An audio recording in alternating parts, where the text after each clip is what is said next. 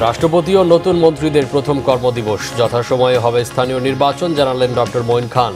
গণতন্ত্রের জন্য গণমাধ্যমের ভূমিকা চাইলেন আন্দালিব পার্থ। নৌ ও বিমান বাহিনী সদস্যদের নিষ্ঠা সততায় দায়িত্ব পালনের নির্দেশনা প্রধানমন্ত্রীর, জানালেন পদোন্নতিতে রাজনৈতিক বা ব্যক্তিগত পছন্দ অপছন্দ নয়। আওয়ামী লীগের পথেই হাঁটছে বর্তমান সরকার, অভিযোগ বিরোধী দলীয় নেতার। বিএনপি সরকারের জনপ্রিয়তা তলানিতে, মন্তব্য নাহিদের। মাদক সেবনে বাধা দেয়ায় রংপুরে ছেলে মেয়ে সহ শিক্ষক দম্পতিকে হত্যা, ছড়ানো ছিটানো অবস্থায় পড়েছিল লাশ, 2 মাদকসেবী গ্রেফতার। দেখছিলেন সংবাদ শিরোনাম। রাষ্ট্রপতি নির্বাচিত হওয়া ও শপথ নেওয়ার পর প্রথম কর্মদিবসে বঙ্গভবনে মির্জা ফখরুল ইসলাম আলমগীর রীতি অনুযায়ী তাকে অভিবাদন এবং গার্ড অফ অনার দেওয়া হয়। দীর্ঘ ৩৫ বছর পর সংসদ সদস্যদের প্রত্যক্ষ ভোটে নির্বাচিত নতুন এই রাষ্ট্রপতি রবিবার সকালেই ছেড়ে যান হেয়ার রোডের ৩৫ নম্বর বাসা। স্থানীয় সরকার মন্ত্রণালয়ের দায়িত্ব পাওয়ার পর এই বাসায় উঠেছিলেন মির্জা ফখরুল। তার নতুন ঠিকানা এখন বঙ্গভবন। মহিবুল্লাহ মুহিবের রিপোর্টে বিস্তারিত।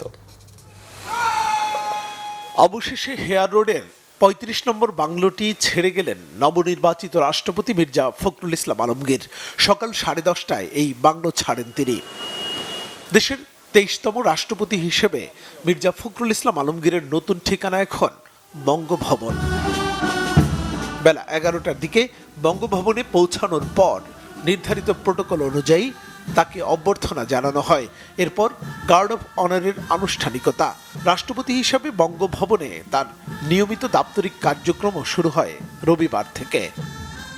আমি আইন অনুযায়ী বাংলাদেশের রাষ্ট্রপতি পদের কর্তব্য বিশ্বস্ততার সহিত পালন করিব।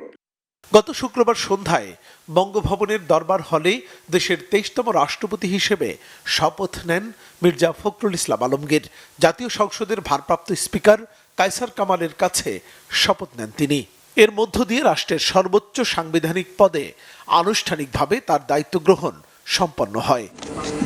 পরদিন শনিবার জাতীয় স্মৃতিসৌধে মহান মুক্তিযুদ্ধের বীর শহীদদের প্রতি শ্রদ্ধা জানানোর মধ্য দিয়ে তার রাষ্ট্রীয় দায়িত্বের আনুষ্ঠানিক যাত্রা শুরু হয়। জনাব মির্জা ফখরুল ইসলাম আলমগীর পেয়েছেন 255 ভোট, 255। এর আগে 20 আগস্ট জাতীয় সংসদে আনুষ্ঠানিক প্রতিদ্বন্দ্বিতাপূর্ণ রাষ্ট্রপতি নির্বাচনে মির্জা ফখরুল ইসলাম আলমগীর 255 ভোট পেয়ে নির্বাচিত হন। তার প্রতিদ্বন্দ্বী জামায়াতে ইসলামীর নেতৃত্বাধীন 11 দলীয় জোটের প্রার্থী এলডিপি চেয়ারম্যান অবসরপ্রাপ্ত কর্নেল অলি আহমদ পান 88 ভোট। মুহিবুল্লাহ মুহিব, বাংলা ভিশন, ঢাকা। সাংবিধানিক প্রক্রিয়া মেনে যথাসময়েই দেশে স্থানীয় সরকার নির্বাচন হবে জানিয়েছেন নবনিযুক্ত স্থানীয় সরকার মন্ত্রী ডক্টর আব্দুল মঈন খান। 2008 থেকে 2024 সাল পর্যন্ত কোনো নির্বাচনে জনগণের অধিকার প্রতিফলিত হয়নি বলে মন্তব্য তার। এদিকে দায়িত্ব বুঝে নিয়েই তথ্য ও সম্প্রচার মন্ত্রী আন্দালিব রহমান পার্থ জানান, গত 17 বছর সংবাদ মাধ্যমকে স্বাধীনভাবে কাজ করতে দেওয়া হয়নি। বলেন, জুলাই গণ অভ্যুত্থানে গণমাধ্যমের ভূমিকা খাটো করে দেখা সুযোগ নেই। রিপোর্ট সৈয়দ আব্দুল মুহিতের। দায়িত্ব নিয়ে 6 মাসের মাথায় মন্ত্রণালয় পুনর্বিন্যাস করলেন প্রধানমন্ত্রী তারেক রহমান। শুক্রবার শপথ নেয়ার পর রবিবার মন্ত্রণালয়ে প্রথম অফিস করেন মন্ত্রী প্রতিমন্ত্রীরা। মন্ত্রণালয়ে গিয়ে কর্মকর্তাদের সাথে মত বিনিময় করেন স্থানীয় সরকার মন্ত্রী ডক্টর আব্দুল মঈন খান। বলেন, যথাসময়ে স্থানীয় সরকার নির্বাচন হবে, দুর্নীতি অনিয়মের সাথে কোনো আপোষ করা হবে না।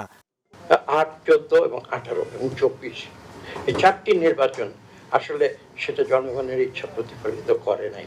আমরা সৌভাগ্যবান যে 2026-এর 12 ফেব্রুয়ারি নির্বাচনে সত্যিকার অর্থে জনগণের প্রতিনিধি হিসেবে আমরা আজকে আপনাদের সামনে। সাংবিধানিক প্রক্রিয়ায় সেই নিয়ম কানুন অক্ষরে অক্ষরে পালন করে ইনশাআল্লাহ বিএনপি সরকার যথাসময়ে স্থানীয় সরকার নির্বাচন ঘোষণা। সকালে তথ্য সম্প্রচার মন্ত্রণালয়ের কর্মকর্তাদের সঙ্গে মতবিনিময় করেন নতুন মন্ত্রী আন্দালিব রহমান। তিনি বলেন, সরকারের সকল কর্মকাণ্ড জনগণের কাছে বিশ্বাসযোগ্যভাবে পৌঁছাতে হবে। সংবাদ মাধ্যমকে গণতন্ত্রের স্তম্ভ বলেও উল্লেখ করেন। আমরা যতগুলি খবর পেয়েছি, আমরা যা খবর পেয়েছি সরকারের বা সব কিছু যে দ্য ওয়ে দে ফেইলড ওই সময় আর কি, বা যে অ্যাট্রসিটি বা যে অত্যাচার বা যেভাবে গণতন্ত্রের মুখ বন্ধ করা হয়েছিল, অন্যান্য যা যাই আছেন সংবাদ মাধ্যমের মাধ্যমেই কিন্তু আমরা জানতে পেরেছি। তো সুতরাং আমাদের এই জুলাই আন্দোলনে কোনোভাবেও সংবাদ মাধ্যম বা যারা যারা আছেন তাদের ভূমিকাকে খাটো করে দেখার কোনো সুযোগই নেই। এদিকে প্রতিমন্ত্রী থেকে মন্ত্রী হওয়ার পর প্রথমবার নিজ মন্ত্রণালয়ে যান বিমানমন্ত্রী এম রশিদুজ্জামান মিল্লাত। মন্ত্রণালয়ের কর্মকর্তাদের সাথে বৈঠকে তিনি আশ্বস্ত করেন, যাত্রী হয়রানি বন্ধ করে বিমানকে আরও আধুনিক ও সেবামুখী করা হবে। মধ্যপ্রাচ্যের ফ্লাইট আমরা অনেক বাড়াতে চাই। আমরা যতদূর সম্ভব বিমানের সক্ষমতা অনুযায়ী আমরা লিজগুলি করব। যত প্লেন লিজ করতে পারবো তত ফ্লাইট বাড়িয়ে দিব, কারণ বাংলাদেশের ফ্লাইট বাংলাদেশের মানুষগুলি কিন্তু সম্পূর্ণ ইউজ করতে পারছে না। এদিকে জনগণকে দেয়া বর্তমান সরকারের প্রতিশ্রুতি সবাইকে নিয়ে বাস্তবায়নের আশ্বাস দেন পার্বত্য চট্টগ্রাম বিষয়ক মন্ত্রী শাচিং প্রু। বৃহত্তর পার্বত্য অঞ্চলে আমরা যেটা আজকে দীর্ঘ আপনার স্বাধীনতা প্রাপ্তির থেকে যে সমস্ত আনরেস্ট সিচুয়েশনের পরে বর্তমানে এই অবস্থায় এসেছি, সেটা জন্য সম্মিলিত প্রচেষ্টা, সম্মিলিত উদ্যোগ সবচেয়ে বেশি গুরুত্বপূর্ণ। আলেম ওলামা সহ সব ধরনের মানুষের কাছে ধর্মীয় মূল্যবোধ নিয়ে কাজ করার প্রত্যাশার কথা জানান নবনিযুক্ত ধর্ম প্রতিমন্ত্রী মোহাম্মদ শামীম কায়সার। শুধু ইসলাম ধর্ম না, অন্যান্য ধর্মাবলম্বীরও যারা মানে নেতৃবৃন্দ আছেন এবং যারা আপনার ধর্মীয় গুরু আছেন, তাদের কাছে আসলে যাওয়াটা আমারই জিম্মেদারি। তো সেই হিসাবে যখনই ওনারা মানে আমারই যাওয়া দরকার, সেই যাওয়াটা হয়তো আরো আগে গেলে ভালো হতো, এই টুকটাক যেগুলো কনফিউশন থাকে সেটা দূর হয়ে যেত। সৈয়দ আব্দুল মুহিত, বাংলা ভিশন, ঢাকা। এদিকে তথ্য মন্ত্রণালয়ের অধীনের দপ্তর সংস্থাগুলোর গৃহীত পরিকল্পনা দ্রুত গতিতে বাস্তবায়নের উপর গুরুত্ব আরোপ করেছেন তথ্য প্রতিমন্ত্রী ইয়াসের খান চৌধুরী। সচিবালয় তথ্য মন্ত্রণালয়ের সভাকক্ষে মন্ত্রী আন্দালিব রহমানের সঙ্গে কর্মকর্তা এবং দপ্তর প্রধানদের পরিচিতি সভায় তিনি বলেন, তথ্য মন্ত্রণালয়ের আমূল পরিবর্তন প্রয়োজন। অনেক সময় ডিসিশন নিয়ে আমরা সেগুলা ইমপ্লিমেন্টেশনের দিকে আগাতে পারি। এখন থেকে এগুলা করা যাবে না বলে আমি মনে করি। মাননীয় প্রধানমন্ত্রী জনাব তারেক রহমান সাহেবের সিদ্ধান্ত অনুযায়ী আমরা যেন এই কাজগুলো করতে পারি। পার্টিকুলারলি বাংলাদেশ টেলিভিশন, বাংলাদেশ বেতার, বিএফটিসি, এগুলো তো আসলে বিএসএস এক্সেট্রা অনেকগুলো আছে, কিন্তু এই তিনটা প্রতিষ্ঠান কিন্তু পিপলের ফেস, মানুষ দেখতে পারে, মানুষকে দেখাতে পারি, এবং এগুলার ইনফ্রাস্ট্রাকচার বা এগুলার ডিজিটাল আপগ্রেডেশন এক্সেট্রা, এগুলো যখন আমরা করতে পারবো খুব ফাস্ট পেসে, তখন Bangla ministry of information and broadcasting এর মানটাও বাড়বে।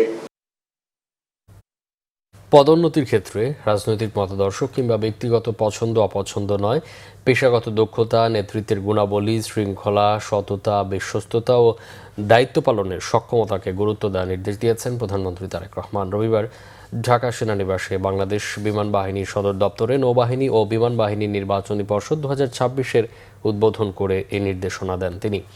এ পর্ষদে নৌবাহিনীর ক্যাপ্টেন, কমান্ডার ও লেফটেন্যান্ট কমান্ডার এবং বিমান বাহিনীর গ্রুপ ক্যাপ্টেন, উইং কমান্ডার ও স্কোয়াড্রন লিডার পদমর্যাদার যোগ্য কর্মকর্তাদের পরবর্তী পদোন্নতির জন্য বিবেচনা করা হবে। অনুষ্ঠানের শুরুতে নৌবাহিনী প্রধান খন্দকার মিসবাউল আজিমকে অ্যাডমিরাল র্যাঙ্ক ব্যাজ পরিয়ে দেন প্রধানমন্ত্রী বলেন, দেশের স্বাধীনতা ও সার্বভৌমত্ব রক্ষার পাশাপাশি শান্তি শৃঙ্খলা, স্থিতিশীলতা ও দুর্যোগ মোকাবেলায় নৌ ও বিমান বাহিনী গুরুত্বপূর্ণ ভূমিকা পালন করছে। পরে বিমান বাহিনীর গুরুত্বপূর্ণ অপারেশনাল স্থাপনা পরিদর্শন করেন প্রধানমন্ত্রী।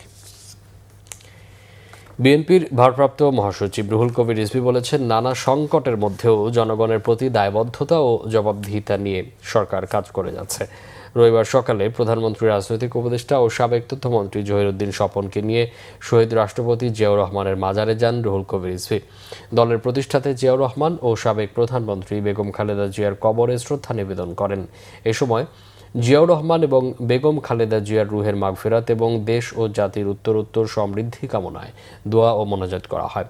দলের বিভিন্ন পর্যায়ের বিপুল সংখ্যক নেতাকর্মী এ সময় উপস্থিত ছিলেন। পরে সাংবাদিকদের সাথে আলাপকালে রিজভী বলেন, যুদ্ধের কারণে জ্বালানি ও এলএনজি সরবরাহের সংকট তৈরি হয়েছে, এর প্রভাব পড়েছে দেশের গ্যাস সরবরাহে। সরকারের প্রতিটি কর্মকাণ্ডে জবাবদিহিতা নিশ্চিতের মাধ্যমে গণমাধ্যমের মাধ্যমেও জনগণের কাছে সরকার দায়বদ্ধ থাকবে বলে জানান বিএনপির ভারপ্রাপ্ত মহাসচিব। জহিরুদ্দিন স্বপন উপদেষ্টা, এই যে জ্বালানি সংকট যেটি হয়েছিল সেটি যে সরকারের কারণে নয় সেটি দেশবাসী দেখেছে, আপনারাও দেখেছে। তো যাই হোক, এর মধ্যেও চক্রান্ত যে নেই তা না, চক্রান্ত আছে, ষড়যন্ত্র আছে, কিন্তু সেগুলোকে আইডেন্টিফাই করে সেই চক্রান্তগুলোকে প্রতিহত করে এই সরকার জনকল্যাণে, সামাজিক সুরক্ষা এবং অবকাঠামোগত যে উন্নয়নের ধারা, সেই ধারাটি তিনি অব্যাহত রেখেছেন। আমরা আশা করব এই ধারা অব্যাহত থাকবে এবং প্রতিটি ক্ষেত্রে সরকার যে কাজগুলি করছেন তার জবাবদিহিতা থাকবে।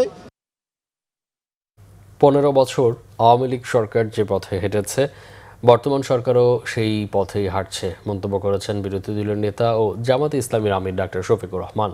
জনগণ সরকারকে ফ্যাসিবাদী পথে হাঁটতে দেবে না বলে হুঁশিয়ারি দেন তিনি। রবিবার রাজধানীর ডিপ্লোমা ইঞ্জিনিয়ার্স ইনস্টিটিউশনে সিরাতুন নবী সাল্লাল্লাহু আলাইহি ওয়াসাল্লাম উপলক্ষে আয়োজিত সেমিনারে কথা বলেন ডাক্তার শফিকুর রহমান। তার অভিযোগ, বিশেষ একটি দেশকে খুশি করতে জুলাই জাদুঘর থেকে গুরুত্বপূর্ণ অনেক কিছু সরিয়ে ফেলা হয়েছে।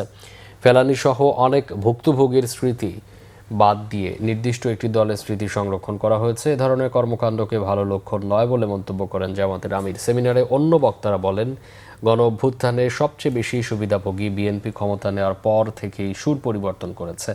জনগণের রায়ের বিরুদ্ধেও দলটি অবস্থান নিয়েছে বলে অভিযোগ তাদের। রাষ্ট্রের উৎপত্তির পিছনে নিয়ামক ভূমিকা, অতীতে রাষ্ট্রবিজ্ঞানী আমরা দেখতে পাচ্ছি 15 বছরের ফ্যাসিবাদী সরকার যে রাস্তায় হেঁটেছে, বর্তমান সরকার সেই রাস্তা ধরেই হাঁটছে। এই রাস্তা পরিবর্তন করতে হবে। এই রাস্তা ফ্যাসিবাদের রাস্তা, এই রাস্তা আয়নাগরের রাস্তা, এই রাস্তা অসংখ্য মানুষকে বিনা বিচারে খুন করার রাস্তা, এই রাস্তা শাপলা চত্বরে আলিম উলামার উপর হায়নার মতো ঝাঁপিয়ে পড়ার রাস্তা। এই রাস্তা বাংলাদেশের মানুষ এই রাস্তায় কাউকে চলতে দেবে না। 11 দলীয় ঐক্যের 5 সেপ্টেম্বরের লং মার্চে রাজনৈতিক বা প্রশাসনিক বাধা এলে গণতান্ত্রিকভাবেই তা মোকাবেলার হুঁশিয়ারি দিয়েছেন বিরোধী দলীয় চিফ হুইপ ও এনসিপির আহ্বায়ক নাহিদ ইসলাম। রবিবার রাজধানীর মিন্টো রোডে বিরোধী দলীয় নেতার সরকারি বাসভবনে 11 দলীয় ঐক্যের বৈঠক শেষে ব্রিফিংয়ে সব কথা বলেন নাহিদ ইসলাম। বৈঠকে সভাপতিত্ব করেন জামাতের আমির ডাক্তার শফিকুর রহমান। 5 সেপ্টেম্বর সকাল 7টায় রাজধানীর মতিঝিলের শাপলা চত্বর থেকে চট্টগ্রাম অভিমুখে লং মার্চ শুরু করবে 11 দলীয় ঐক্য। নাহিদ ইসলাম বলেন, পর্যায়ক্রমে দেশের বিভিন্ন বিভাগেও এই কর্মসূচি পালন করবে তারা। এ সময় নাহিদ ইসলাম বলেন, গত 6 মাসে সরকার দেশ পরিচালনায় ব্যর্থতার পরিচয় দিয়েছে। সরকারের অপরিকল্পিত ও অব্যবস্থাপনার কারণে মানুষের ভোগান্তি ব্যাপকভাবে বেড়েছে। সরকারের উপর আস্থা তলানিতে ঠেকেছে বলে মন্তব্য করেন তিনি। সরকার অপরিকল্পিত এবং অব্যবস্থাপনার কারণে জনগণের ভোগান্তি ব্যাপকভাবে বেড়েছে এবং জন আস্থা, একটা সরকারের যে পাবলিক ট্রাস্ট প্রয়োজন, সেই জন আস্থা একেবারেই তলানিতে গিয়েছে। 180 দিনের একটা সাফল্য মণ্ডিতে তারা দেখানোর চেষ্টা করছে যে এটা একেবারেই জনগণের সাথে প্রতারণা, এবং যেই প্রতারণার রাজনীতি আমরা অতীতে আওয়ামী লীগকে করতে দেখেছি, এখন সেই একই প্রতারণার রাজনীতি বিএনপি সরকার জনগণের সাথে করছে। বিরোধী দল ছোটখাটো বিষয় নিয়ে মন্তব্য করলেও শেখ হাসিনার বিচারের দাবিতে সোচ্চার নয় বলেছেন মুক্তিযুদ্ধ বিষয়ক প্রতিমন্ত্রী ইশাক হোসেন। এদিকে তথ্য উপদেষ্টা ডাক্তার জাহিদুর রহমান বলেছেন, বিএনপি ও অন্যান্য দলের সক্রিয় অংশগ্রহণ না থাকলে জুলাই গণ অভ্যুত্থান সফল হতো না। রবিবার জুলাই গণ অভ্যুত্থানের রামপুরা বনশ্রী অঞ্চলের আন্দোলনের ইতিবৃত্ত নিয়ে ডকুমেন্টারি প্রদর্শনী ও আলোচনা সভায় সব কথা বলেন তারা। ইশাক হোসেন বলেন, আবু সাঈদের ছবি প্রকাশের পর স্বৈরাচার হাসিনার পতন অনিবার্য হয়ে ওঠে। 1971 সালের মুক্তিযুদ্ধের চেতনা থেকেই জুলাই গণ অভ্যুত্থান সংগঠিত হয়েছে। প্রতিমন্ত্রী জানান, আন্দোলনে আহত 30 থেকে 40 হাজার মানুষকে পুনর্বাসনের আওতায় আনার কাজ শুরু হয়েছে। শহীদদের পূর্ণাঙ্গ তালিকা তৈরি করে স্মৃতি সংরক্ষণের আশ্বাসও দেন তিনি। ডাক্তার জাহিদুর রহমান বলেন, নিরস্ত্র মানুষ যেভাবে গুলির সামনে বুক পেতে দাঁড়িয়েছে তা ইতিহাসে স্মরণীয়। এর মাধ্যমেই শেখ হাসিনাকে পরাজিত করে একটি গণতান্ত্রিক ধারা সূচিত করা সম্ভব হয়েছে বলেও তিনি উল্লেখ করেন।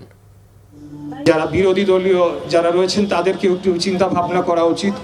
তারা অনেক সময় নিজেদের ক্ষুদ্র ব্যক্তি স্বার্থের বিষয়ে অনেক বেশি সোচ্চার হয়ে ওঠেন, কিন্তু আজকাল আমরা খুনি হাসিনার যে গণহত্যা চালিয়েছে সেটার বিচারের জন্য কিন্তু আমরা তেমন কোনো তাদের উচ্চবাচ্য বলেন বা রাজনৈতিক কর্মসূচি সেটা সকলের ক্ষেত্রেই প্রযোজ্য আমরা দেখছি না। নতুন বাংলাদেশ কেমন হলো অনেকে অনেক আলাপ করেন। আমাদের বিদ্যুতের সংকট খানিকটা দেখা যাচ্ছে, মাঝে মাঝে আইন শৃঙ্খলা নিয়ে কেউ কেউ কথা বলি, কোথাও কোথাও কিছু না কিছু সমস্যা তো আছেই, এত বড় দেশে এটা সমস্যা হবেই। কিন্তু আমরা এটা বলতে পারি বাংলাদেশ একটা গণতান্ত্রিক পথে গেছে, বাংলাদেশ একটা নিয়মিত নির্বাচন হবে এমন একটা রাষ্ট্রে পরিণত হয়েছে। মাদক সেবনে বাধা দেয়ায় রংপুরে অবসরপ্রাপ্ত শিক্ষক গণপতি চক্রবর্তী তার স্ত্রী ও 2 সন্তানকে হত্যা করেছে মাদকাসক্তরা। হত্যার পর সেই বাড়িতেই গোসল সেরে ফ্রিজ থেকে বের করে খাবারও খেয়েছে খুনিরা। রংপুরের কামাল কাছনা মাসুয়া পাড়া থেকে 4 লাশ উদ্ধারের ঘটনা নিয়ে সংবাদ সম্মেলনে এমন তথ্যই জানিয়েছে পুলিশ। এর মধ্যে জড়িত 2 জনকে গ্রেফতার করা হয়েছে। শাহনেওয়াজ জনির ক্যামেরায় জুয়েল আহমেদের রিপোর্ট। রংপুর জেলা স্কুলের অবসরপ্রাপ্ত শিক্ষক গণপতি চক্রবর্তী জুয়েল সহ পরিবারের 4 জনের মরদেহ উদ্ধারের রহস্য উদ্ঘাটন করেছে পুলিশ। সংবাদ সম্মেলনে তা জানিয়েছেন Rangpur metropolitan police commissioner Mohammad Abdul মাবুদ। প্রবেশ করে এই ঘটনায় গ্রেপ্তার করা হয়েছে মুগ্ধ দাস ও সিদ্ধার্থকে। তারা সম্পর্কে মামাতো ভাই। আমার দুলা ভাইয়ের লাশ ছাদে ছিল। আমার ভাগনা 12 বছর বয়স, ক্লাস 5-এ পড়ে ও জেলা স্কুলে। ওর লাশ ছিল খাটের নিচে, ও পালাইছে ভয়ে, ওকেও ছাড়ে নাই। কমিশনার জানান, বৃহস্পতিবার রাতে শিক্ষক পরিবারের সদস্যদের হত্যা করা হয়। ওই 2 জন ছাদে বসে ইয়াবা সেবন করছিল। এ সময় শব্দ পেয়ে ছাদে ওঠেন গণপতি চক্রবর্তী। সেখানে তাকে হত্যা করা হয়। ধস্তাধস্তির শব্দ পেয়ে সিঁড়ি বেয়ে উপরে উঠতে যান তার স্ত্রী প্রীতিলতা চক্রবর্তী। তাকে সিঁড়িতেই হত্যা করা হয়। পরে ওই দম্পতির মাস্টার্স পড়ুয়া মেয়ে আগামী চক্রবর্তী ঘর থেকে বেরুলে তাকেও গামছা পেঁচিয়ে হত্যা করে মাদকাসক্তরা।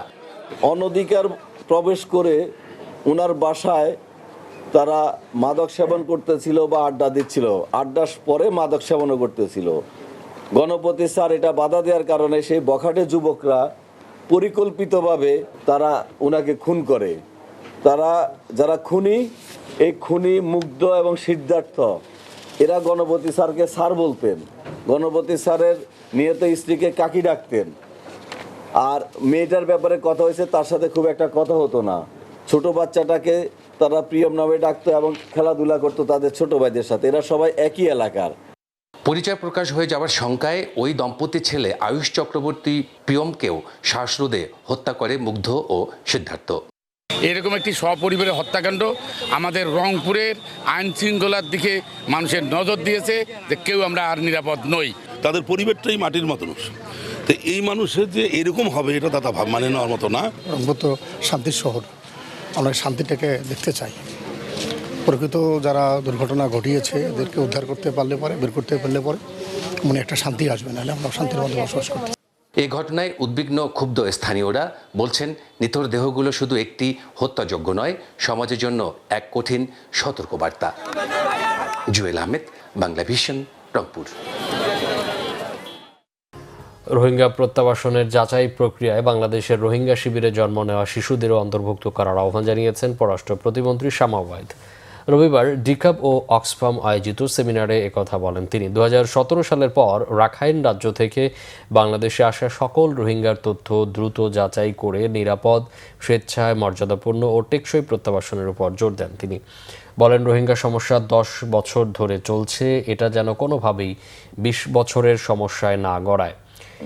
এ ব্যাপারে আন্তর্জাতিক সম্প্রদায়ের সহায়তা চান প্রতিমন্ত্রী। সেমিনারে ইউরোপীয় ইউনিয়নের প্রতিনিধি দলের প্রধান মাইকেল মিলার বলেন, রোহিঙ্গারা মিয়ানমারের নাগরিক, এ নিয়ে ভুল তথ্য প্রচারে সাবধান থাকতে হবে। আর পররাষ্ট্র সচিব আসাদ আলম সিয়াম বলেন, যাচাই বাছাই প্রক্রিয়া যথাযথ করা এবং রোহিঙ্গাদের ফেরতে মিয়ানমারে রাজনৈতিক সদিচ্ছা জরুরি। Express a desire to return home. We must listen to them. We must respect their aspirations also. A refugee camp should never become a permanent substitute for a homeland. We also need to move forward on verification. The verification process must be expedited on the basis of the agreed bilateral instruments, taking into account children born in the camps.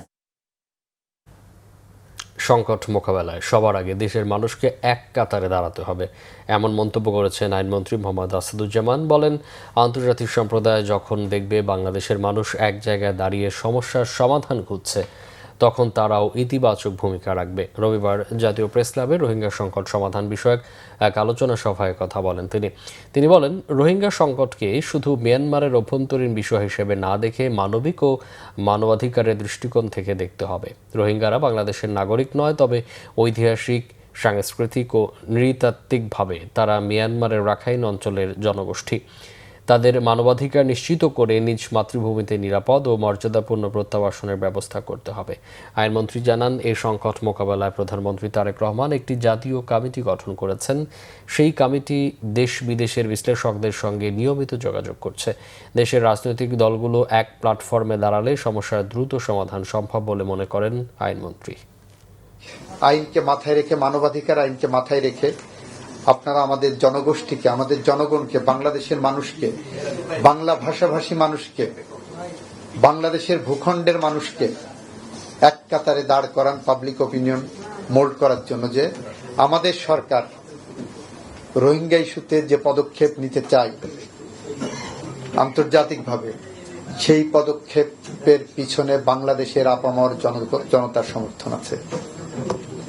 আপনারা যদি এই public অপিনিয়নের পিছনে mould করেন, আপনারা যদি এর সাথে থাকেন, আমরা বিশ্বাস করি শহীদ রাষ্ট্রপতি জিয়াউর রহমান এবং বেগম খালেদা জিয়া সরকার যেভাবে রোহিঙ্গা ইস্যুকে আন্তর্জাতিক পর্যায়ে সমাধান করেছিলেন, সেই পথটা সুগম হবে। সংবাদ শেষ করব, শিরোনামগুলো আরেকবার জানিয়ে দিয়ে। রাষ্ট্রপতি ও নতুন মন্ত্রীদের প্রথম কর্মদিবস, যথাসময়ে হবে স্থানীয় নির্বাচন, জানালেন ডক্টর মঈন খান। গণতন্ত্রের জন্য গণমাধ্যমের ভূমিকা চাইলেন আমদানি পার্থ। নৌ ও বিমান বাহিনী সদস্যদের নিষ্ঠা, সততায় দায়িত্ব পালনের নির্দেশনা প্রধানমন্ত্রীর, জানালেন পদোন্নতিতে রাজনৈতিক বা ব্যক্তিগত পছন্দ অপছন্দ নয়। আওয়ামী লীগের পথেই হাঁটছে বর্তমান সরকার, অভিযোগ বিরোধী দলীয় নেতার। বিএনপি সরকারের জনপ্রিয়তা তলানিতে, মন্তব্য নাহিদের। মাদক সেবনে বাধা দেয় রংপুরের ছেলে মেয়ে সহ শিক্ষক দম্পতিকে হত্যা, ছড়ানো ছিটানো অবস্থায় পড়েছিল লাশ, 2 মাদক সেবী গ্রেফতার। এই ছিল এখনকার মতো বড় সংবাদ। সকাল 7:30 দেখার আমন্ত্রণ রইল। এছাড়া বাংলা ভিশন সংবাদ ও সংবাদ সংশ্লিষ্ট অনুষ্ঠান দেখতে ভিজিট করুন www.bfnews24.com ও facebook.com/banglavisionnews এবং সাবস্ক্রাইব করুন youtube.com/banglavisionnews। এতক্ষণ সাথে থাকায় অসংখ্য ধন্যবাদ।